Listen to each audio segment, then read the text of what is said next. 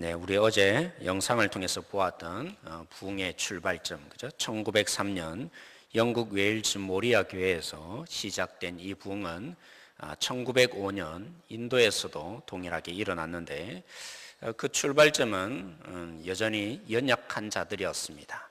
고아와 어린아이들, 과부들 이런 부류의 사람들이 출발점이 되어서 성령의 불길이 일어나게 된 것입니다. 그 다음에 미국도 마찬가지였습니다. 이들의 부흥의 성격들이 대부분 동일한 성격을 가지고 있었습니다. 당시에 백인들의 편견, 또 무시로 인해서 예배 장소 하나 구할 수 없었던 그런 흑인 조셉 시몬이라는 목사님이 계셨는데, 로스앤젤레스 이 빈민굴에서 기도의 처소를 마련하고 그렇게 기도하는 가운데 하나님께서 큰 역사를 주셨고, 그래서 남자와 여자, 흑인과 백인이 어떻게 예배를 같이 할 수 있겠습니까? 그 당시에는 꿈도 꾸지 못할 일입니다.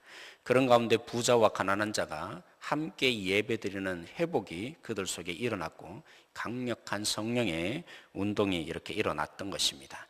이를 두고 분석을 한 UCLA 한국학연구소 옥성덕 교수님은 이렇게 해석을 했습니다. 왜 이렇게 성령께서 그들 가운데 일하여 주셨던가? 영국에서도 마찬가지고 인도에서도 마찬가지고 미국에서도 마찬가지고 이런 성격들이 굉장히 닮아 있는데, 하나님께서 이런 부흥을 주신, 회복을 주신 이유가 하나님께서는 자신을 비우고 낮아지고 겸손해졌을 때 그 빈자리 가운데 하나님께서 성령의 강한 능력과 임재하심과 부흥을 주신 것이 아니냐, 성령을 채워주신 거 아니겠습니까? 그렇게 고백을 했습니다. 이 말이 무슨 말입니까? 부흥은 하나님이 하셔야만 합니다. 우리 인간이 일으킬 수 있는 일이 결코 아닙니다. 하나님이 주시는 결과이고 성령께서 역사하시는 회복의 운동입니다. 그런데 그러고 보니까 우리 자신을 비워야 가능한 것입니다. 그 비워진 자리, 낮아지고 겸손해진 그 자리 가운데 하나님이 역사를 하시는 것이죠. 사랑하는 성도 여러분, 이게 단순히 옥승덕 교수님의 분석이겠습니까? 이 진리가 이미 2000년 전에 오늘 말씀 속에 눈을 뜨라고 마가가 끊임없이 얘기해주는 오늘 이 사건에도 동일하게 나타나 있는 것입니다.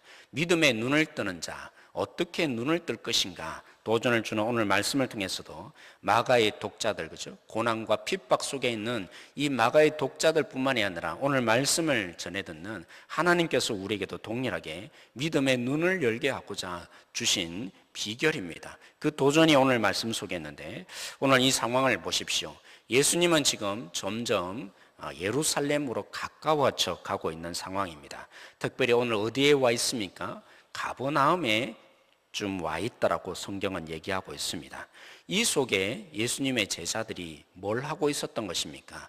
예수님이 뻔히 아시면서도 다시 물은 것이죠. 너희들이 길에서 무슨 논쟁이 벌어졌느냐? 무슨 논쟁을 벌어졌던가요? 누가 더 큰 자가 될 것인가? 누가 더 큰 자냐? 이런 논쟁을 지금 제자들이 서로 벌이고 있었던 것입니다. 우리 교회의 비전이 무엇입니까? 행복한 교회, 행복한 성도. 그러기 위해서 우리가 먼저가 아니라 주님이 먼저여야 합니다. 이렇게 우리가 함께 하는 것처럼 지금 예수님의 관심은 오직 십자가에 모아져 있습니다. 내가 어떻게 죽을 것인가?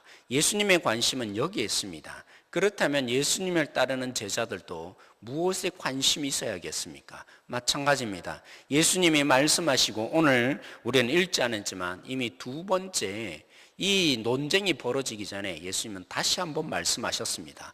더 구체적으로 말씀하셨죠. 내가 죽을 텐데 어떻게 죽을 것이냐, 그리고 어떤 핍박을 받고 죽을 것인가, 더 구체적으로 예수님은 말씀해 주셨습니다. 그렇다면 따르는 제자들이 무엇에 관심이 있어야겠습니까? 예수님의 관심은 오직 이들을 위해서 십자가에 죽는 데 관심을 두는데, 이들의 관심은 예수님이 이제 예루살렘에 가까워지니까 왕이 될 것이다. 그러면 누가 더 왕의 입장에서 높은 자리에 앉을 것인가? 그들의 관심 두는 것은 오직 지위밖에 없었던 것입니다. 그래서 여기에 예수님이 눈뜨게 하고자 다시 말씀을 하셨던 것이죠. 야, 믿음의 눈을 좀 열고 다시 보아라. 내가 지금 십자가에 이렇게 죽기 위해서 예루살렘으로 가는데 예루살렘에 가는 너희들도 이런 자들이 되어야 되지 않겠느냐. 그래서 오늘 말씀을 다시 구체적으로 하십니다. 내가 십자가에 죽는 그 죽음을 따르는 제자들인 너희들도 어떻게 나를 따라야겠느냐 말씀을 해주시는 것이죠. 그래서 구체적으로 다시 설명합니다. 첫째가 되고자 하는 자는 어떻게 되어야 된다고요? 마지막 째가 되어야 된다. 이것을 조금 더 다시 설명합니다. 마지막이 된다는 의미가 무엇이냐? 그래서 오늘 우리 성경에 다시 설명을 해주기를 어떻게 말합니까? 마지막이 된다는 것은 이런 것이다. 바로 쉽게 한마디로 표현하면 왜 마지막이 되어야 된다고 말합니까? 마지막이라는 것은 무엇입니까? 당시의 마지막이라는 것은 종이 되는 것입니다.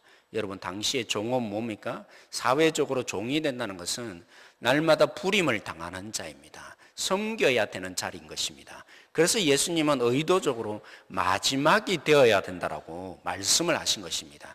너희들처럼 생각하는 것처럼 예루살렘에 가면 이제 큰 자리를 하나 얻고 그래서 다른 사람을 부리는 자가 되는 것이 아니라 십자가의 죽음을 죽는 나를 따르는 너희들도 나처럼 마지막이 되어야 하는 것이다. 마지막이 뭐라고요? 종이 되는 것이라고요. 그 당시의 종은 섬겨야 되는 당연한 위치에 있는 것입니다. 내가 낮아져서 그래서 한 번쯤 섬겨줄게 이것이 아니라 당연히 섬겨야 되는, 누구든지 무엇을 시키면 당연히 그 일을, 왜 나에게 일을 시킵니까? 이것이 아니라 오히려 끊임없이 부리는 대로 섬겨야 되는 위치가 있는 자가 마지막에 있는 사람이며 종인 것입니다. 이것을 다시 한번 섬긴다는 의미를 더 설명하기 위해서 예수님이 다시 한번 더 설명합니다. 어떻게 말입니까? 어린아이 하나를 데리고 와서 아예 실물 교육을 시킵니다. 첫째가 되고자 하는 자는 마지막이 되어야 된다. 다시 말하면 너희가 지금 첫째가 되고 싶어 하는데 그 욕망을 버려야 된다. 지위를 얻고 싶어하는 너희 욕망을 버려야 된다. 오직 섬기는 자로 살아야 된다. 여러분, 당시의 어린아이가 누굽니까? 가장 천시받는 사람입니다. 부모님에게서도 그냥 부속물에 지나지 않는 것입니다. 물론 우리도 그럴 때가 있었습니다. 뭐 이렇게 말하면 참 죄송하지만 예전에 그죠? 우리 아이들 너무 가난하고 힘들 때는 왜 아이들을 많이 낳았습니까? 한편으로는 가게에 보탬이 되기 위해서 아이를 낳을 때도 가끔 있었습니다. 그러다 안 되면 어떻게 합니까? 때로는 아이들을 그죠? 입양 보내기도 하고 그런 일들을 했는데 유대 사회도 마찬가지였습니다. 이 자녀들이라는 것은 그 가정에 조금이라면 더 보탬이 되기 위해서 존재하는 인격적인 존재가 아닙니다. 그냥 아무런 의미가 없는, 어떻게 보면 그 가정의 재정적인 도움을 위해서 하나의 존재하는 부속물에 지나지 않았습니다. 그런 어린아이가 이 가정에 무슨 도움이 될 것이며 어떻게 나름대로 힘이 되어 줄 수 있는 희망이라고 말할 수 있겠습니까? 그런데 예수님이 말씀하십니다. 그렇게 천시당하고 너무나 부족하고 힘이 없는 자, 그들을 섬기는 것이 하나님 나라의 원리인 것이다. 마지막이 된다는 것은 그처럼 너무나 천하고 너무나 모자라고 우리가 보기에는 아무런 의미가 없어 보이는 그런 자에게까지 가서 너희들이 섬기는 것이 믿음의 눈이 열려지는 것이다 라고 예수님이 설명하십니다. 그런데 여기서 그치지 않습니다. 어떻게 말씀하십니까? 이렇게 어린아이 하나를 섬기는 것이 곧 누구를 섬기는 것이라고 말합니까? 믿음의 눈이 제대로 열리고 나면 아, 그렇구나. 정말 부족하고 정말 무가치하고 아무런 쓸모없는 자, 그런 자에게까지 가서 섬기는 그 자리, 하나님을 섬기는 것이다 라고 예수님이 오늘 다시 눈뜨게 하시는 것입니다. 왜 내가 저런 사람을 섬겨야 될까? 왜 저렇게 부족한 사람, 보잘것없는 사람 내가 섬겨야 될까? 아니요, 섬기고 나면 깨닫게 됩니다. 보여지게 됩니다. 그 누구를 섬긴 것이라고요? 바로 하나님을 섬기고 있는 것이라고요.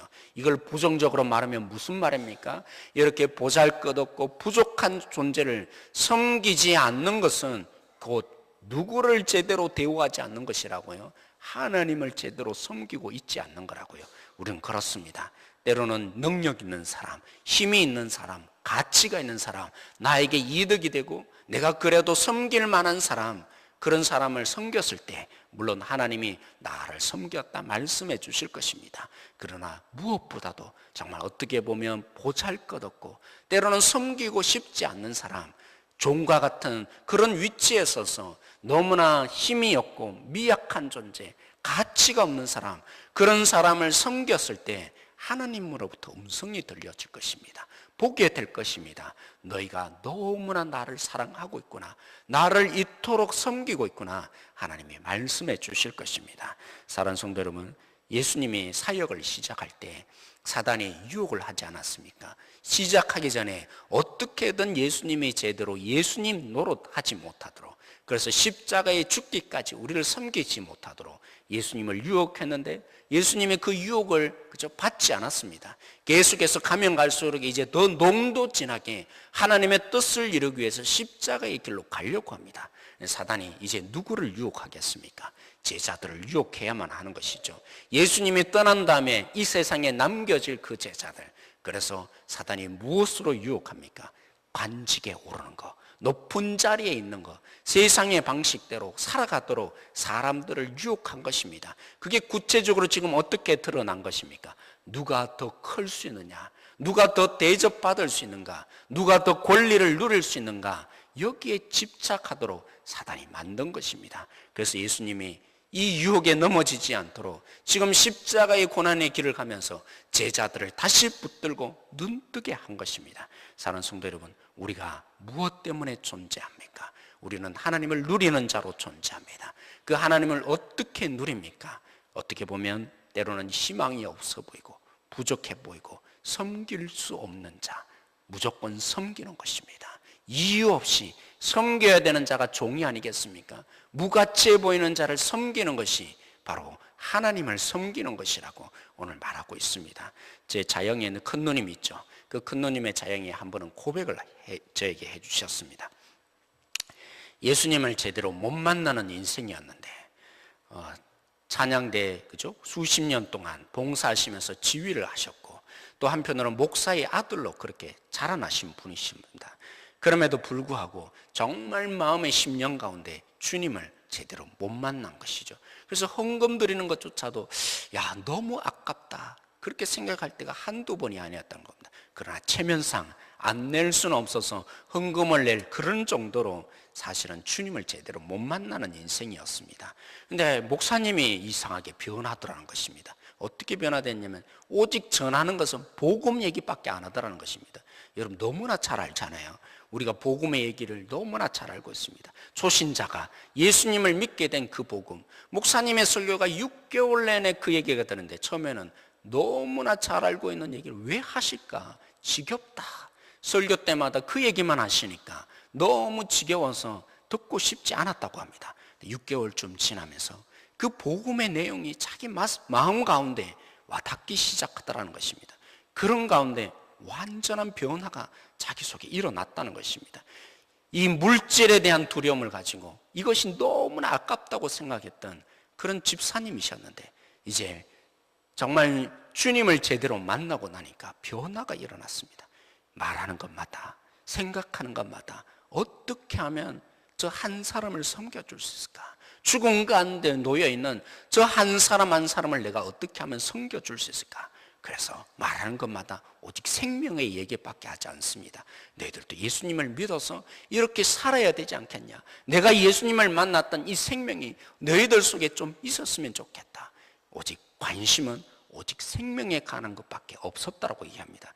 그래서 당회조차도 바뀌기 시작하더라는 것입니다. 물론 본인이 바뀐 게 아니라 그 당회도 주님을 제대로 만나고 나니까 무엇 때문에 회의합니까? 관리를 하기 위해서 회의를 하는 게 아니라 어떻게 하면 우리가 한 생명이라도 제대로 건질 수 있으며 섬겨줄 수 있을까? 그 고민을 하기 위해서 끊임없이 함께 모여서 기도하고 함께 모여서 우리가 어떻게 성도 한 분 한 분들을 섬길 수 있을까?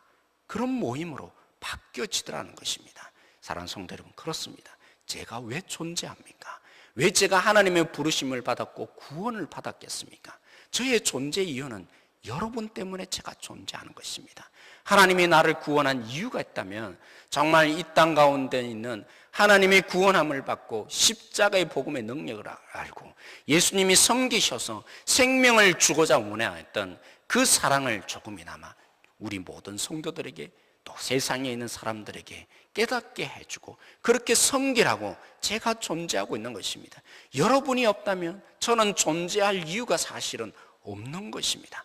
저만 그렇겠습니까? 우리 모두가 사실 그렇습니다. 사랑하는 성도 여러분, 하나님이 오늘 우리 가운데 구원을 주시며 우리를 부르시고 이 땅 가운데 있게 하신 것은 하나님이 정말 섬기셔서 하나님이 세우고 싶고 하나님의 이 사랑을 알아서 생명의 풍성함에 거해야 될 저들에게 하나님이 우리를 보내시고 섬기기 위해서 우리를 부르신 것입니다. 이 이유로 하나님이 우리에게 눈뜨게 하기를 원하는 것입니다. 사랑하는 성도 여러분, 오늘도 우리가 기도하기를 원합니다. 하나님이 나를 부르신 의미, 나를 이 땅 가운데 살게 하신 의미, 그렇죠. 하나님 나라의 원리를 제대로 하는 한 분 한 분들의 눈이 떠여져서, 그렇죠, 오늘 또 나를 여기에 살게 하셨군요. 저 한 영혼을 살리기 위해서, 저 한 영혼을 섬기기 위해서 하나님이 나를 불러주셨군요. 이러한 하나님의 진정한 행복한 교회, 행복한 성도 한 분 한 분들로 오늘도 섬겨가는 자리 우리 모두가 되어지기를 원합니다. 사랑하는 성도 여러분, 왜 예수님이, 하나님이, 성령님이 그렇게 부흥의 불길을 일으킨 것입니까? 오늘도 우리 가운데 왜 연약한 자, 부족한 자, 고아와 과부와 흑인과 그 당시 노예와 같은 사람, 그런 자를 사용하여서 하나님이 일하여 주신 것입니까? 이왕이면 권세 있는 자, 능력 있는 자, 이왕이면 대통령과 같은 사람을 통해서 왜 부흥의 불길을 안 일으키신 것입니까? 그렇죠, 바로 이 비결을 가르쳐 주기 위해서입니다. 오직 자신을 비우고 오직 낮아지고 겸손한 그 가운데 하나님이 일하실 수 있기 때문인 것입니다.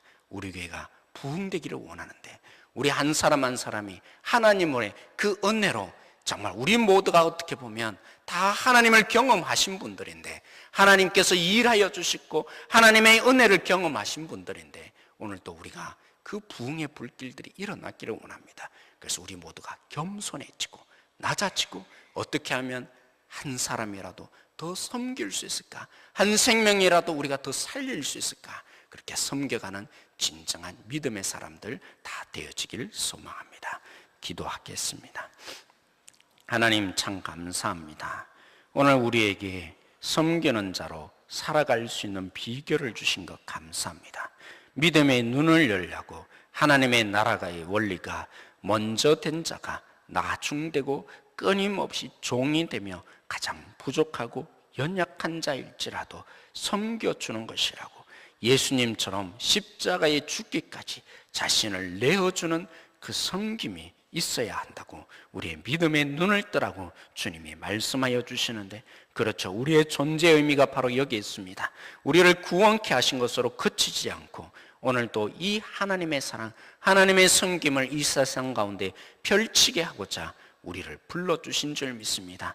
우리를 구원하신 하나님께서 여전히 많은 생명들에게, 많은 영혼들에게, 우리 자신만이 아니라 그들에게도 하나님의 사랑을 깨우치게 하고자 우리를 복의 통로로 주님이 섬기라고 말씀하고 있습니다. 이 말씀에 결단하여서 오늘 만나게 되는 영혼들, 이 세상에 있는 많은 영혼들에게 하나님처럼 섬겨서 너희가 나를 섬겼다고 하나님이 그토록 말씀하여 주시는 사랑의 음성들이 다 들려지는 믿음의 식구들 다 되게 하여 주십시오. 주님이 그렇게 일하여 주실 줄 믿고 감사하며 예수님의 이름으로 기도드렸습니다.